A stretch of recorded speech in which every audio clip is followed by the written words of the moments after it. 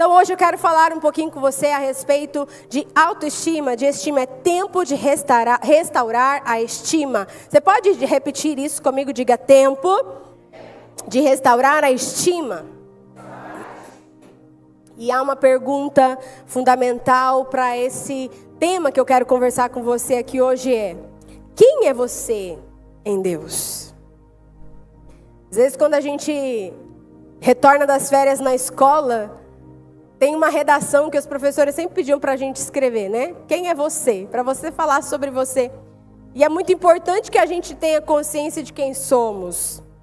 E é por causa disso que desde a infância, lá na escola mesmo, os professores começam já a trabalhar em cada aluno, em cada criança, essa consciência de quem somos. Só que, queridos, a ausência de clareza da nossa identidade tem nos levado a caminhos muito tortuosos, principalmente nos nossos dias atuais. Muito mais do que saber, eu sou Maressa, eu sou filha de Jaldes, Elizabeth, tenho 2 irmãs. Muito mais do que saber que eu nasci em 88 e que eu gosto de, sei lá, chocolate. Muito mais do que saber essas coisas, do que saber que eu tenho um hobby, do que saber das minhas preferências. Mais do que isso, nós precisamos conhecer e nos aprofundar em conhecer a nossa identidade em Deus. Amém? Aleluia. E para que a gente possa, queridos, entender quem somos no Senhor, nós precisamos mergulhar nele mesmo e em sua palavra. Amém? Chegou aqui um recadinho aqui, o meu ponto especial. Nessa semana nós tivemos o jejum de carnes, né? Carnes vermelhas. Quem estava jejuando com a gente? Aleluia, louvado seja Deus pela tua vida. Foi bênção. Difícil, né, irmãos? Mas é uma bênção, né? Quando nós somos alimentados da presença de Deus. Estamos entregando jejum de carnes essa semana e iniciando o próximo jejum dessa semana agora que começa. E nessa semana o nosso jejum é de sobremesas, doces e sobremesas. Você pode glorificar o Senhor aí? Aleluia, você vai poder comer carne vermelha, irmão. Amém? Só não vai poder ter o doce e a sobremesa. É engraçado, né? O estômago da gente é imaturo demais, né? Fala, o jejum de sobremesa. Quero bolo, né? Quero brigadeiro. É uma criancinha. Nossa carne precisa ser esmurrada, amém? Para que ela entenda a necessidade que nós temos do Senhor. Então, essa semana, buscando a restauração, amém? Da nossa autoestima, do nosso mundo interior, nós vamos buscar, através do jejum, de sobremesas e doces, a presença de Deus, humilhar a nossa carne, afinar os nossos ouvidos espirituais, para que possamos ouvir da parte de Deus com mais clareza. Amém? Aleluia. Então, queridos, quando nós percebemos que a ausência da clareza da nossa identidade gera crises profundas na nossa autoestima, as consequências disso são graves. O que é autoestima? Estima é ter valor, dar valor. Autoestima é dar valor a si mesmo. Para que você dê valor e dê o exato valor a você mesmo, primeiro você precisa se conhecer. Amém? E você precisa se conhecer à luz da palavra de Deus. Como eu disse, não é um mero conhecimento de eu nasci em tal ano, eu gosto disso, eu tenho tanto de altura, peso tanto. Não é somente isso, mas é se conhecer à luz da palavra de Deus. E quando nós temos a nossa autoestima, sabe, curada na presença de Deus, restaurada na presença de Deus, nós temos mais firmeza em quem somos em Deus. E as coisas ou as circunstâncias do mundo não roubam mais a nossa paz. Elas não têm a capacidade de nos desestabilizar. Nós conseguimos sair de lugares de depressão, de tristezas, de lutas na nossa alma. Por quê? Porque nós entendemos o nosso lugar em Jesus. Amém? A maior tragédia na vida não é a morte, mas o que morre dentro de nós enquanto vivemos. Uau! O que talvez está morto dentro de você que essa noite precisa ser restaurado? De repente é o seu alto valor, de repente é o seu amor próprio. Queridos, nós temos entendido que precisamos sim, a palavra de Deus nos dá um mandamento de que precisamos amar ao próximo, sim ou não? Mas a palavra de Deus é muito clara, ame ao próximo como a si mesmo. Eu tenho entendido que a nossa geração é uma geração muito autocentrada, muito egocêntrica, muito ensimesmada. Porém, nós não temos um alto valor sarado, curado. Nós não temos uma autoestima nivelada pela palavra de Deus. É sempre em extremos, e quando nós estamos em extremos, isso é muito perigoso para nós. Porque o valor que nós temos, ou a visão que nós temos que ter de nós mesmos, não pode ser nem exagerada demais, nem inferior demais. Porque nos dois extremos estaremos pecando. Mas a nossa autoimagem, a nossa autoestima precisa estar nivelada à luz da palavra de Deus. Nós vemos nessa cultura visual que cultua o corpo, impõe padrões irreais de beleza. Isso tem alimentado uma busca desesperada por aceitação, levando muitos a serem doentes por mais likes. Tem pessoas desesperadas vivendo uma vida fake na internet, que buscando aceitação, buscando likes, buscando seguidores na internet, acham que vão conseguir suprir um vazio dentro de si. E nesse cenário, a palavra de Deus revela a verdade sobre a nossa estima. A palavra de Deus diz em Colossenses 3, 3 e 4, pois vocês morreram e a vida de vocês está escondida com Cristo em Deus. Quando Cristo, que é a sua vida, for manifestado, então vocês também serão manifestados com Ele em glória. Queridos, o mundo em que nós estamos é um mundo em que nos leva à comparação a todo instante, sim ou não? Todo tempo você tem na palma da tua mão milhares de possibilidades de comparar a sua vida com a de outras pessoas, não é verdade? E isso é muito diferente. Na época, a gente não precisa ir muito longe, na época dos nossos pais, isso não era assim. No máximo, os nossos pais comparavam a vida deles com a conquista dos seus próprios pais, ou de alguém da família, ou de alguém muito perto, de algum amigo próximo, sim ou não? Mas hoje, os nossos olhos, que são a janela da nossa alma, são bombardeados pela história e pela vida de muita gente o tempo todo.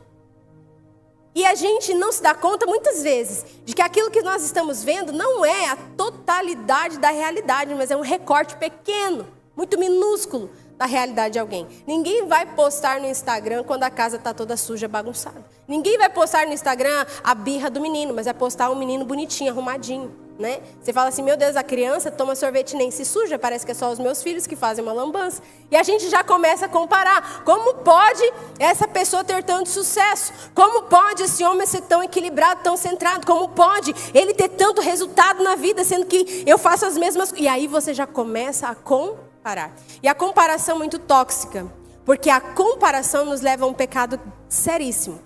Quando nós olhamos para a nossa própria vida e começamos a dizer, Deus, eu não gosto do que o Senhor está fazendo na minha vida. Eu não gosto, porque eu queria que fosse como a vida do fulano.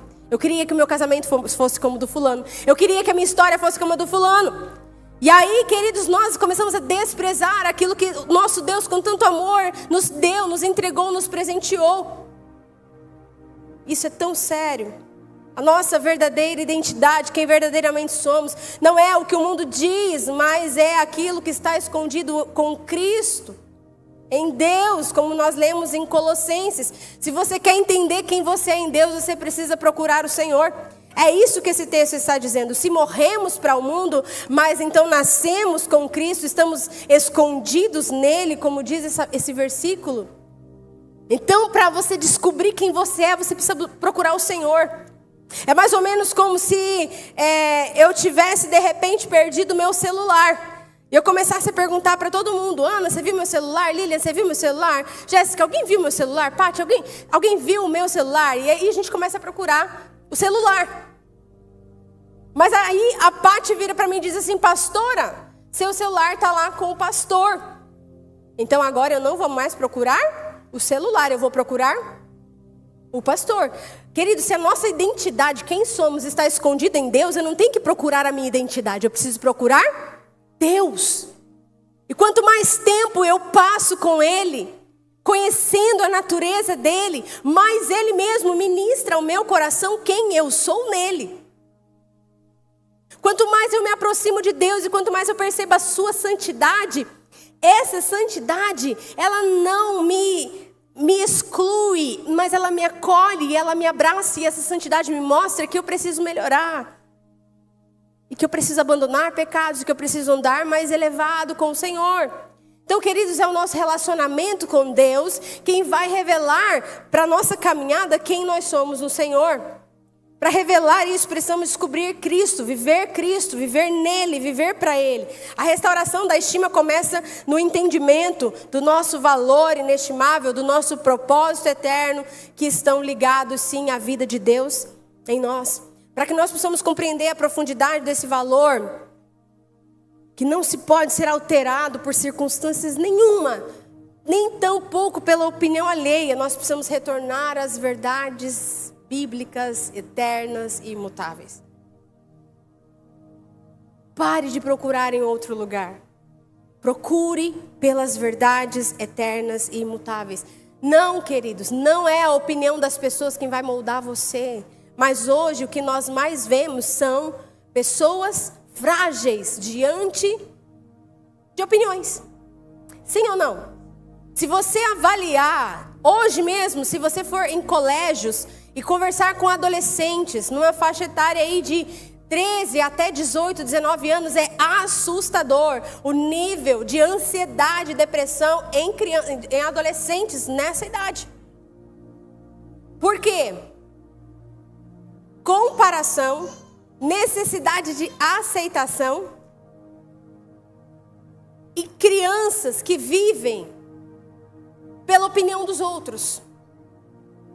Elas não estão mais no mundo para contribuir com algo que são ou que têm, mas elas precisam dizer e ter o aplauso de alguém. E eu estou falando de adolescentes, mas a maioria de nós adultos ainda sofre com essas mesmas questões. Ainda estamos lá nessa fase da imaturidade. Deixa eu dizer uma coisa para você. Se você vive pelos elogios, quando as críticas chegarem, você vai morrer.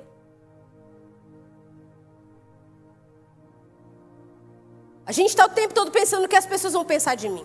O que as pessoas vão dizer a meu respeito. Será que se eu fizer isso, o fulano vai gostar? Será que se eu fizer isso, o fulano vai notar?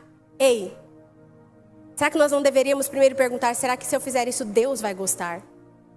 Será que se eu disser isso, eu tenho algo a acrescentar e a contribuir na vida de alguém? E então a opinião das pessoas deixa de ser algo primário para nós. Mas a opinião de Deus é que começa a ser a nossa busca. Quando foi a última vez que você se perguntou qual é a opinião de Deus a respeito daquilo que você está fazendo? Queridos, quando nós olhamos para as verdades da palavra de Deus, nós encontramos coisas preciosas que Deus diz a nosso respeito. Olha isso, você foi criado por Deus. O Salmo 139 vai dizer, tu criaste o íntimo do meu ser e me teceste no ventre da minha mãe. Queridos, nós somos criados pelo Senhor. Deus não erra. Você pode dizer isso com força para a sua alma ouvir, diga assim, Deus não erra. Deus não erra. Ele não errou. Você não é um acidente no mundo. Você não foi um erro dos teus pais. Você não foi em consequência dos teus pais. Não, você é ideia de Deus. Você foi criado por Deus. O Salmo 139 diz que cada um dos nossos dias foi escrito e determinado pelo Senhor quando nenhum deles havia ainda.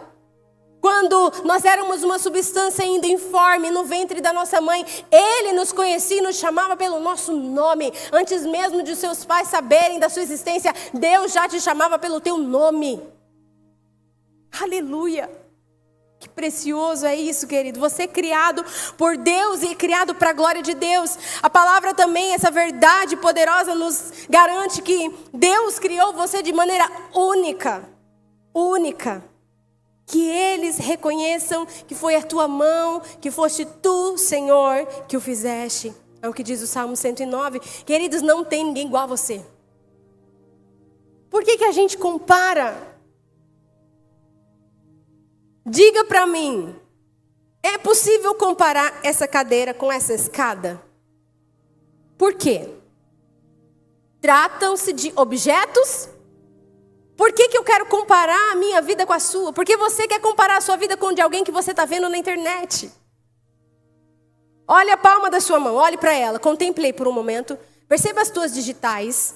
Nós carimbamos lá nos nossos documentos pessoais. Por quê? Porque não existe ninguém no mundo inteiro que tenha essas mesmas digitais. Uau! Até os gêmeos que são idênticos, eles têm digitais diferentes. Você é único. Você é único. Deus te fez de maneira única e muito especial. Então, em nome de Jesus, comece a olhar para isso com mais amor, com mais valor. Deus criou você de forma especial. Tu fizeste um pouco menor do que os seres celestiais e o coroaste de glória e honra. É o que diz o Salmo 8, no verso 5, a respeito do homem, a coroa da criação. Deus colocou todas as coisas aos cuidados da humanidade. Queridos, Deus, quando criou o homem e a mulher lá no Éden, Deus deu uma voz de comando, uma voz de governo para o homem e para a mulher. E não foi só para o homem essa voz de governo. Deus deu governo para a humanidade. Quando Deus diz, dominem eles sobre as aves do céu, sobre os peixes do mar. Governo, domínio. Essa é uma ordem de Deus para nós. Deus nos fez dessa maneira. Para que a sua autoestima seja restaurada, você precisa olhar para a palavra de Deus e buscar no Senhor quem você é nele. Amém? E eu quero conversar com você aqui rapidinho. 6 atitudes práticas para que você restaure a sua autoestima. Amém? De forma prática. Hoje você vai ter 6 atitudes e durante essa semana você vai poder exercitar tudo isso. Primeiro, cultive uma autoimagem positiva em Cristo.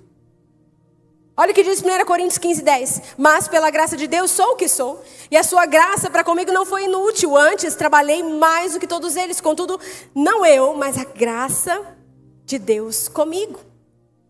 Nós precisamos, irmãos, cultivar uma autoimagem positiva em Cristo. A maneira como você se vê, a maneira como você se enxerga, precisa ser à luz de quem Cristo é. Cristo em mim, a esperança da glória. Muitas vezes nós estamos olhando para nós à luz dos pecados que cometemos. Muitas vezes nós estamos olhando para nós à luz, ou talvez às trevas, né? Dos erros, das nossas falhas, das nossas incoerências. Queridos. Se nós ainda estamos aqui é porque nós estamos num processo. Todos nós temos que melhorar, amém? Todo dia é dia de melhorar, todo dia é dia de abandonar pecado, se despir do velho homem, se revestir do novo. Abandonar hábitos, pensamentos, atitudes, comportamentos que não se parecem mais com o Filho de Deus que agora somos em Cristo. Todo dia é dia de melhorar, mas muitas vezes nós estamos olhando para nós à luz daquilo que fizemos de errado, das nossas falhas, dos nossos equívocos, das nossas inconstâncias. E então, olhamos para as promessas de Deus e dizemos, Senhor, não são compatíveis comigo. Mas você não é o seu erro. Esse pecado não é a sua identidade, não é quem você é. Pare de olhar para a sua vida, para a sua história, à luz das coisas ruins que aconteceram. Sejam elas coisas que fizeram com você ou que você mesmo fez.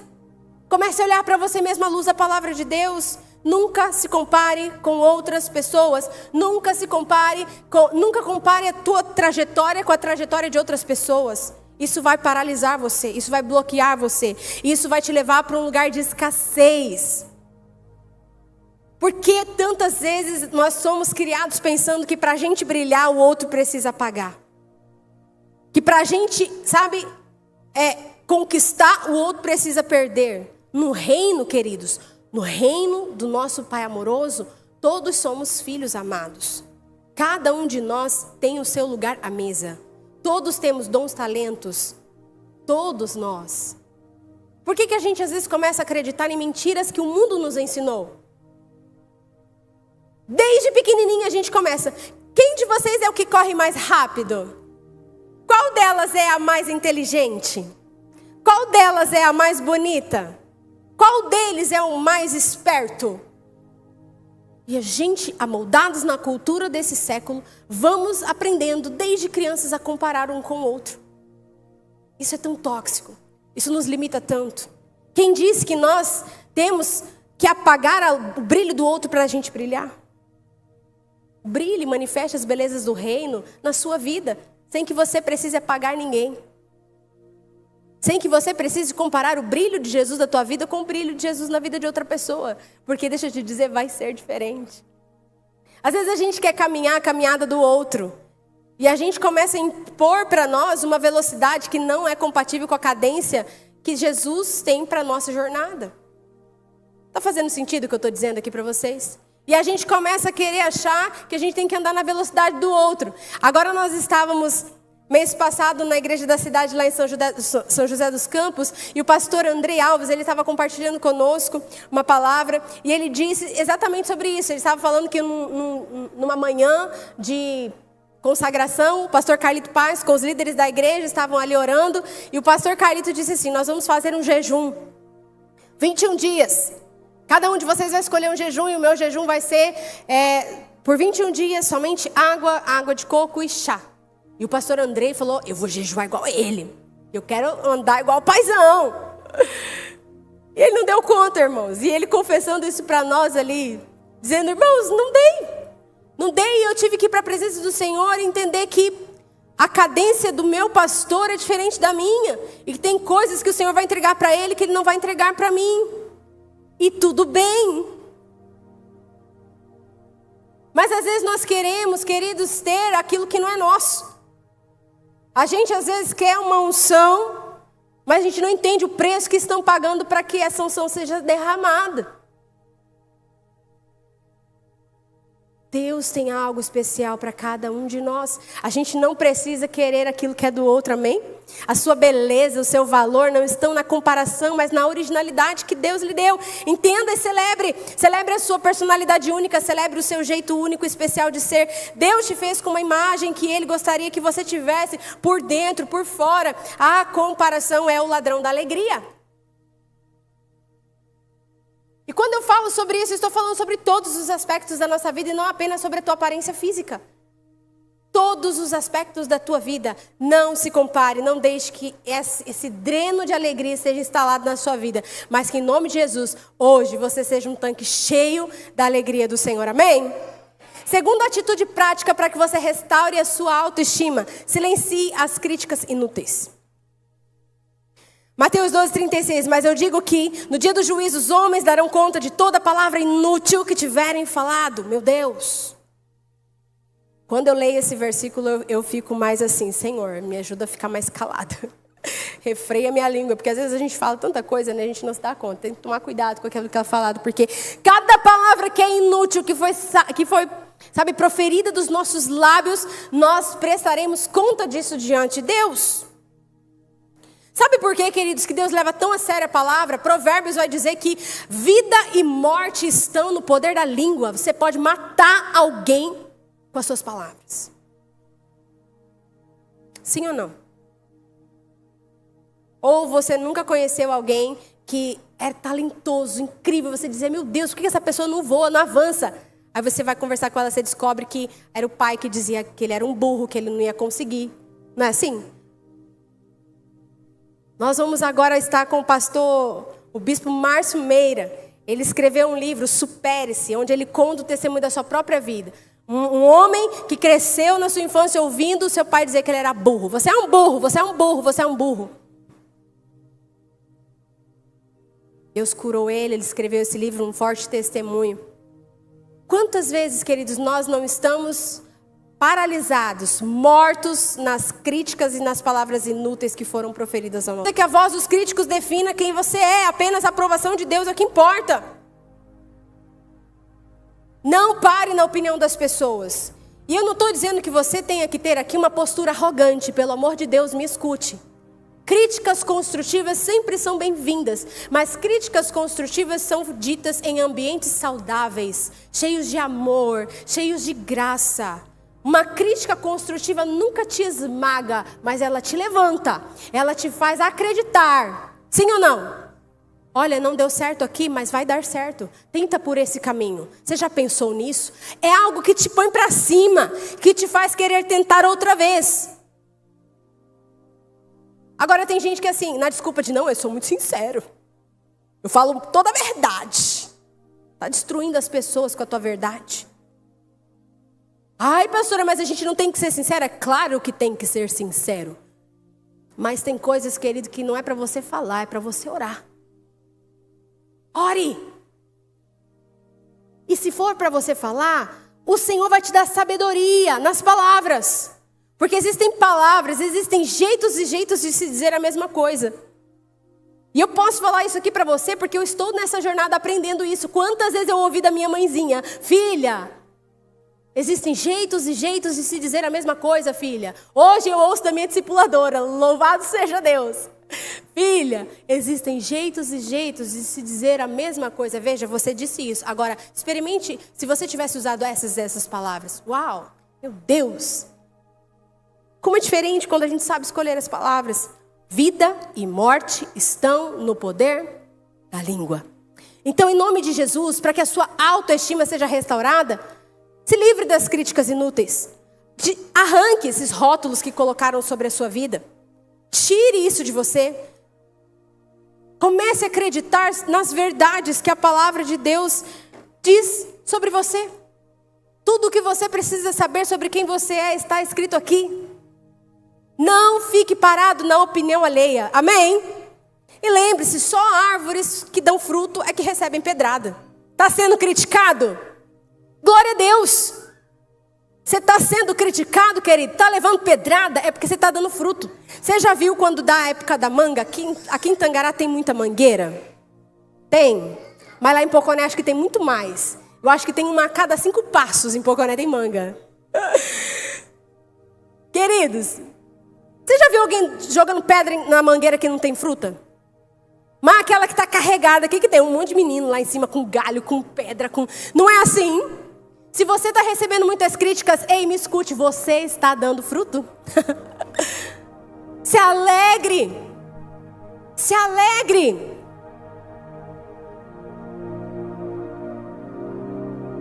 Porque quem não está fazendo nada, ninguém fala nada. Não é verdade? E quem está muito falando, é porque também nada está fazendo. E está achando tempo para falar daquele que está fazendo. Começa a pegar essas pedras aí, ó, que estão jogando em você, e começa a construir, sabe, o seu castelo, a sua torre forte. Edifica a sua vida, se fortaleça no Senhor. Em nome de Jesus. Amém? O bispo Márcio, ele conta a história que assim, ó, tinha um rapaz que tinha um burrinho. E um dia esse burrinho era a única coisa que esse menino tinha. E um dia esse burrinho caiu no buraco. E ele tentou por tudo tirar o burrinho do buraco. E ninguém conseguia tirar o burrinho do buraco. Ele chamou todos os amigos dele. Pelo amor de Deus, me ajuda a arrancar o meu burrinho desse buraco. Ele vai morrer aqui, ajuda a arrancar esse burrinho do buraco.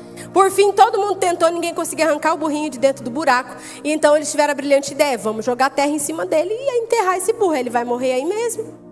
E começaram a jogar pás de terra em cima do burro. E a cada pá de terra que jogavam em cima do burro, o burro jogava essa terra para lá. E jogava essa terra para lá. E jogavam mais terra em cima. E o burro se livrava da terra e se livrava daquela terra. Quando por fim, irmãos, a terra que ele ia jogando foi indo para o chão e o burro foi subindo. Foi subindo. E cada pá de terra que o burro se livrava dela era um patamar a mais para aquele burrinho subir. Aquilo que alguém pode estar querendo usar para te matar, pode trazer vida abundante sobre você. Então, saiba disso. E não abrace críticas e palavras inúteis. Terceira atitude que você precisa ter de forma prática para restaurar sua autoestima: abraça a sua identidade como um filho amado de Deus. Olha o que diz ali em Romanos 8, verso 15. Pois vocês não receberam um espírito de escravidão para novamente temerem, mas receberam um espírito que os torna filhos, por adoção, por meio do qual clamamos: Abba, Pai. O espírito de orfandade geralmente é fruto desse mal terrível que é a rejeição. Abraça a sua identidade. Livre-se da orfandade. Pastor, o que é isso? Nunca ouvi falar disso. Orfandade é uma mentalidade utilizada por demônios para aprisionar os filhos na escassez. e vivem na casa de Deus como órfãos. Vivem herdeiros de todas as coisas, mas como miseráveis. É como aquele filho, lembra da parábola do filho pródigo? É como aquele filho que não foi o que foi embora, sabe? Naquela parábola nós temos 2 filhos. Um que foi e gastou toda a herança que o pai deu, você se lembra disso, mas teve um filho que ficou. Esse filho que ficou, ele sofria de orfandade estando na casa do pai. Quando tudo aconteceu e o filho, que tinha abandonado, o pai retorna, aquele filho, ele pergunta para os servos, o que está acontecendo? E os servos dizem para ele, aquele seu irmão que estava perdido, voltou para casa, seu pai está dando uma festa. Que filho, que entende que é filho, vai perguntar para um servo o que está acontecendo na casa dele? E não pergunta para o seu pai. Ele não se via como filho. Ele estava trabalhando no campo com os outros servos. Ele não se via como tal. Muitos de nós estamos na casa de Deus vivendo assim. Nós, para vivermos e termos a nossa autoestima restaurada, precisamos abraçar essa identidade que Jesus conquistou para nós. Nós somos filhos amados de Deus. Você é uma filha amada de Deus. Você é um filho amado de Deus. E quando você assume para você essa identidade, isso muda tudo. Muda tudo, irmãos. Porque o nosso Deus não vai nos isentar de passarmos por dificuldades por sermos seus filhos. Não, mas quando somos filhos, nós sabemos que papai está cuidando de nós. Sabemos que poderemos até passar pelo vale da sombra da morte, mas não estamos atravessando isso sozinhos. Podemos enfrentar aflições nesse mundo, mas tendo bom ânimo no Senhor, nós venceremos todas as coisas. Faz sentido isso para você? Queridos, nós precisamos abraçar essa identidade, viver por ela, nos relacionarmos por ela, agir e reagir como filhos amados de Deus. Um filho de Deus não é escravo do medo. Um filho amado de Deus não é refém de ansiedade. Ah, pastor, então quer dizer que então você não sente essas coisas. Sentir é uma coisa, continuar sentindo é outra. É claro que o medo bate a porta. É claro que muitas vezes a gente teima em olhar e querer comparar a nossa vida. É claro, somos humanos, irmãos. É claro que a ansiedade vai bater na sua porta um dia, mas você vai dizer, não vai entrar. Ah, você está aí, ansiedade, tudo bem. É real essa situação, é real. A preocupação é real, mas eu não vou me afligir. Ei, minha alma, por que está batido dentro de mim? Por que te perturbas? Espera em Deus, eu amo esse louvor. Ei, meu coração, não se envergonhe, cante essa canção. Não importa se o que você tem para dar ao Senhor é um aleluia, mas entregue, louve, se alegre, mesmo diante das lutas, das aflições, das dificuldades, dos medos da vida. Se alegre em nome de Jesus. Quando nós nos reconhecemos como filhos de Deus, nós somos libertos de todo o temor. João 1,12, contudo aos que o receberam, aos que creram no seu nome, deu-lhes a autoridade de se tornarem filhos de Deus. Percebe que há uma autoridade em ser filho de Deus? Quando aquele filho retorna para casa, agora me refiro ao pródigo, o pai faz com ele algumas coisas. Se você ler o texto, você vai ver que o pai dá para ele novas sandálias. Sandálias falam sobre os lugares onde ele andou. E quando o pai entrega a ele novas sandálias, está dizendo tudo que você fez, todos os lugares onde você andou, os caminhos que você tomou, tudo agora ficou para trás. Você vai andar agora num novo caminhar. É um novo caminho para você. O pai dá para ele também vestes novas, porque elas estavam sujas de pecado, de podridão, de nojeira. Então o pai troca as vestes, dá vestes limpas, vestes novas. Porque um filho realmente anda limpo, em santidade. Mas o pai também entrega para ele um anel. E anel fala de autoridade. Nenhum servo tinha um anel no dedo, mas os anéis, eles carregavam brasões das famílias. E os identificavam como pertencentes a um lar. Pertencentes a uma dinastia. Então, quando o Senhor te dá autoridade de filho, você precisa entender que diante das circunstâncias da vida, você tem autoridade no Senhor. Então, nessa autoridade, você vai dizer, ei, medo, eu não te escuto mais. Ei, ansiedade, você não me governa mais. Ei, aflição, você não é maior que o meu Deus. Eu vou olhar para Jesus. Ei, doença, você não é maior que o meu Deus. Compreende o que eu estou dizendo, querido? Autoridade, autoridade. Quarta atitude que você pode ter para viver restauração da tua autoestima. Encha-se do Espírito e ame o Pai acima de tudo. Efésios 5,18 vai dizer: não se embriaguem com vinho que leva à libertinagem, mas sejam cheios ou deixem-se encher com o Espírito Santo. Para você ter a sua autoestima restaurada, você precisa se deixar encher pelo Espírito Santo.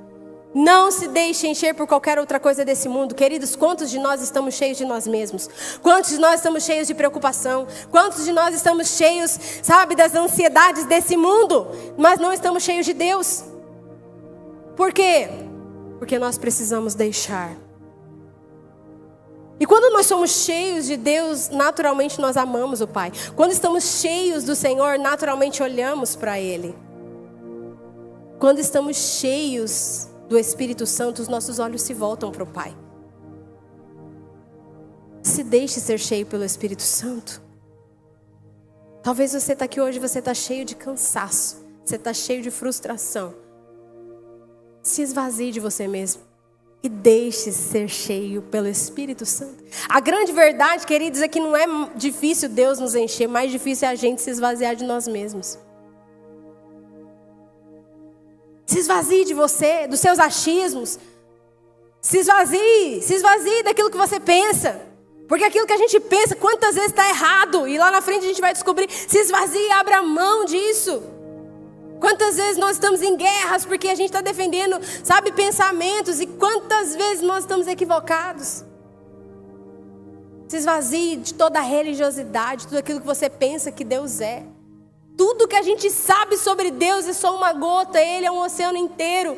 E quantas vezes nós estamos em guerras porque a gente está dizendo: não, Deus é assim. Não, o outro diz: Deus é assado. Não, Deus age assim. Não, Deus age assim. Peraí. A gente está querendo colocar Deus dentro da nossa caixinha denominacional. Não, Deus age assim, porque na igreja batista é assim. Não, Deus age assim, porque na igreja presbiteriana é assim. Não, mas na assembleia... Você está me entendendo? Nós estamos encaixotando Deus.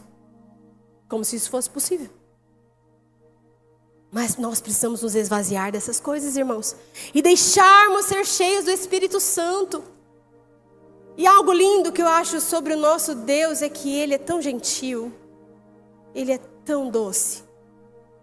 E Ele só vai te encher se você deixar. Ele só vai te encher se você deixar. Deixa. Abra espaço e deixa o Espírito Santo te encher. Não podemos, sabe, queridos, estar vazios de Deus, estar de tanque vazio de Deus, quando, sabe, nós estamos na presença de Deus, nós precisamos nos esvaziar de nós mesmos e nos encher dEle. Amém? Quinta atitude prática para você restaurar a sua autoestima: pratique o perdão liberador. Colossenses 3, verso 13. Suportem-se uns aos outros e perdoem as queixas que tiverem uns contra os outros. Perdoem como o Senhor lhes perdoou. A palavra de Deus é tão clara, né? Não deixa dúvidas. A gente tem que perdoar da mesma maneira como Deus nos perdoou, né?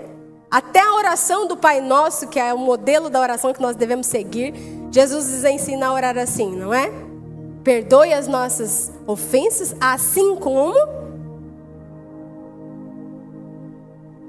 é uma cláusula de igualdade. Será que você quer que Deus te perdoe do mesmo jeito que você tem perdoado as pessoas?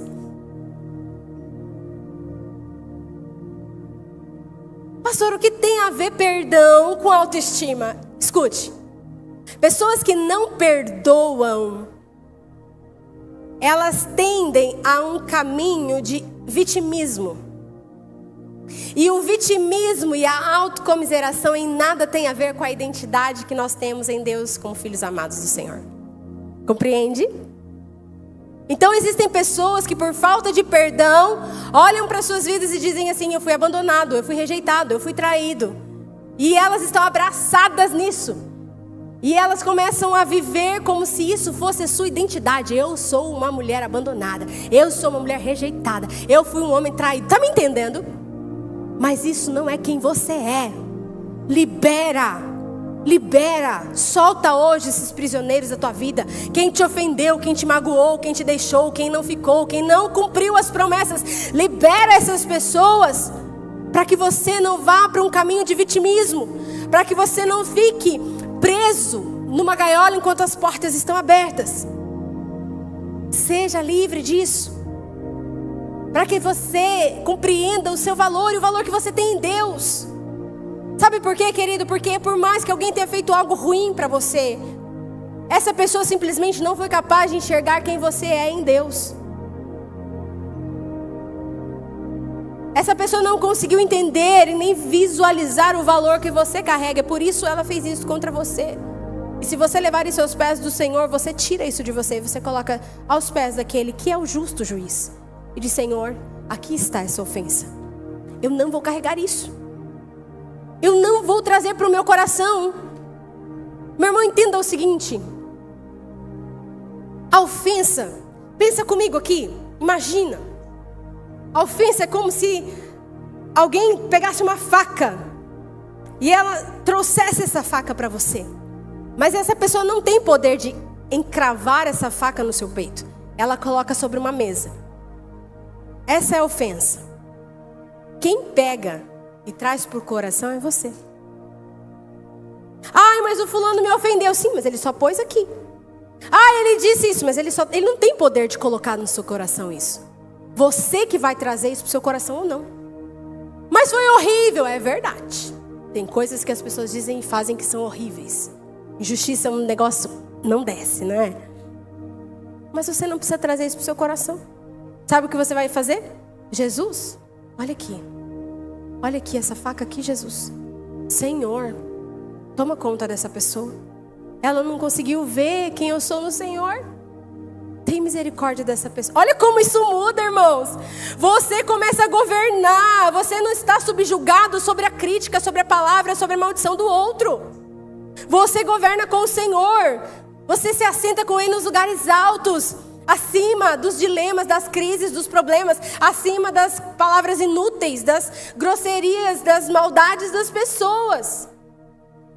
A sua autoestima não está vinculada à opinião das pessoas, mas em quem você é em Deus. Você traz isso para o seu coração se você quiser ou não. E hoje nós vamos fazer a escolha, em nome de Jesus, de liberar pessoas que talvez tenham nos ferido, nos machucado, em nome de Jesus. Amém? Só mais 2 atitudes práticas para você restaurar a sua autoestima. Receba o amor do Pai. E pare de amar o mundo. Como o Pai me amou, assim os amei. Permaneçam no meu amor. É o que diz lá em João 15:9. Receba o amor de papai. Receba. Pare de amar o mundo. Receba. Eu costumo pensar que o amor do papai é como uma cachoeira. Está derramando. Muito, muito, muito, muito. As cataratas.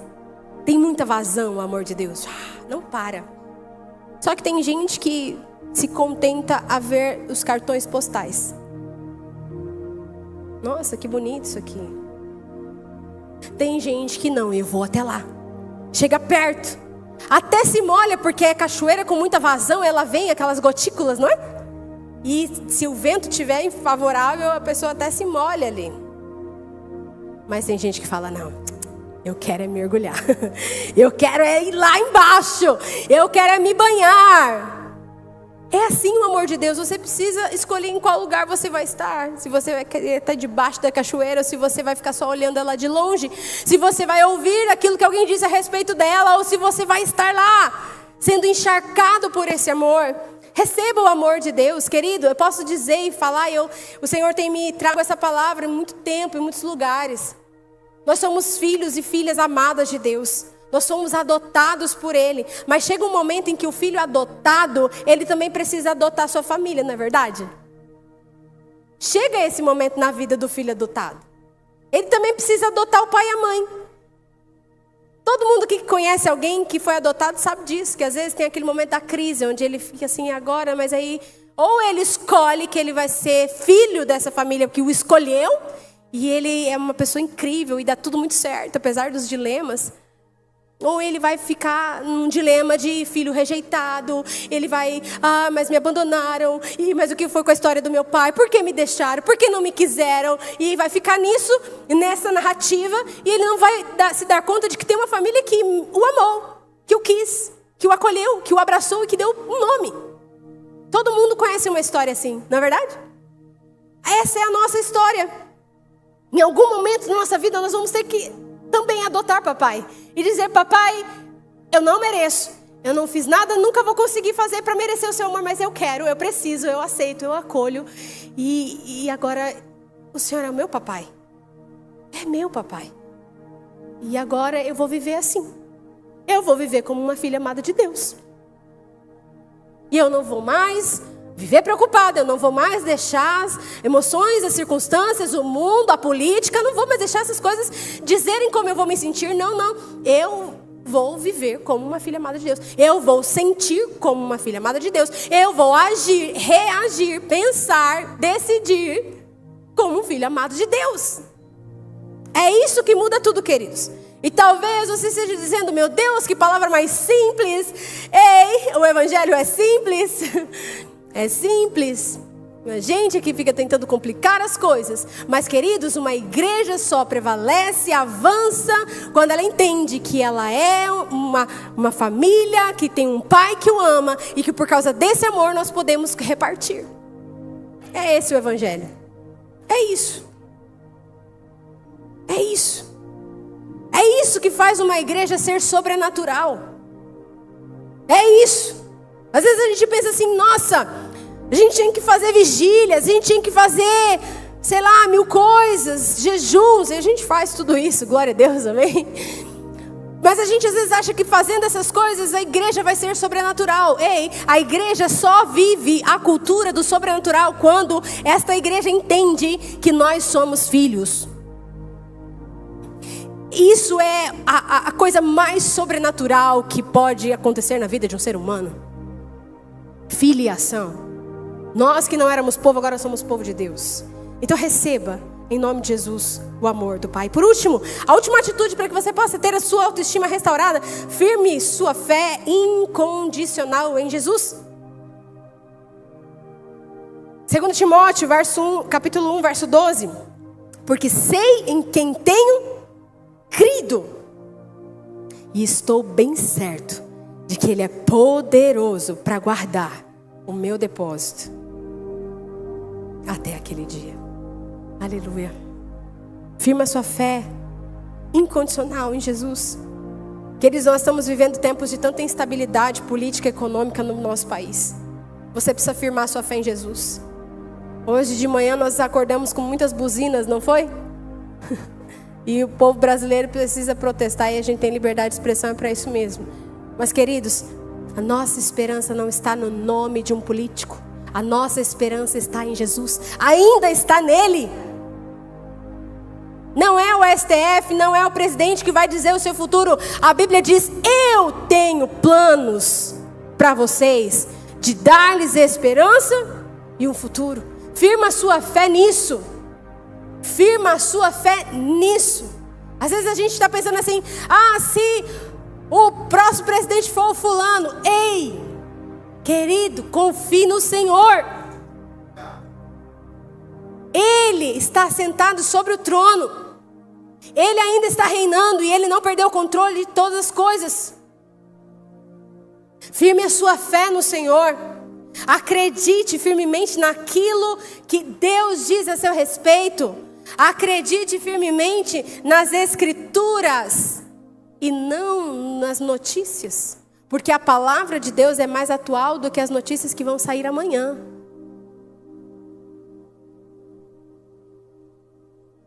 Firme a sua fé nisso. Não se deixe abalar pelas notícias. Ainda que estejamos passando por momentos desafiadores e difíceis, a única coisa que eu consigo enxergar, querido, escute o que eu estou dizendo, eu já estou terminando. Quando eu vejo a situação do Brasil, e tenho orado por isso, tenho orado pelo estado do Mato Grosso, a única coisa que eu consigo enxergar, queridos, é que As contrações estão começando. Tem algo para nascer. E às vezes a gente se incomoda. Você que é mulher e já teve dores de parto, você sabe como é isso. Você sabe que você quer muito que aquela criança nasça, mas em algum momento você vai ter que acolher essa dor e dizer assim: essa dor é minha amiga. Essa dor é minha amiga. Eu quero essa dor porque essa dor vai trazer à luz aquilo que eu tanto quero. E aí você abraça essa dor e essas contrações começam a ser ondas de coragem. O que eu vejo no cenário do brasileiro são contrações que estão começando. E elas vão começar a ritmar. E algo vai nascer da parte de Deus sobre o nosso Brasil. Firma a sua fé no Senhor. É tempo de voltarmos às Escrituras. É tempo de nos levantarmos em oração nas nossas casas. É tempo de conhecermos a palavra de Deus. É tempo de semear na vida dos nossos filhos, irmãos. Não é tempo de desespero, é tempo de preparação. Jesus está às portas. Devemos nos preparar como as virgens que tinham azeite de reserva. Temos de estar preparados com nossa fé firmada no Senhor em nome de Jesus. Restaure o seu olhar para o mundo e para você mesmo, à luz da palavra de Deus. Deixa Deus restaurar o seu coração hoje. Hoje, Jeremias 33, verso 6. Todavia trarei restauração e cura para ela. Curarei o meu povo e lhes darei muita prosperidade e segurança.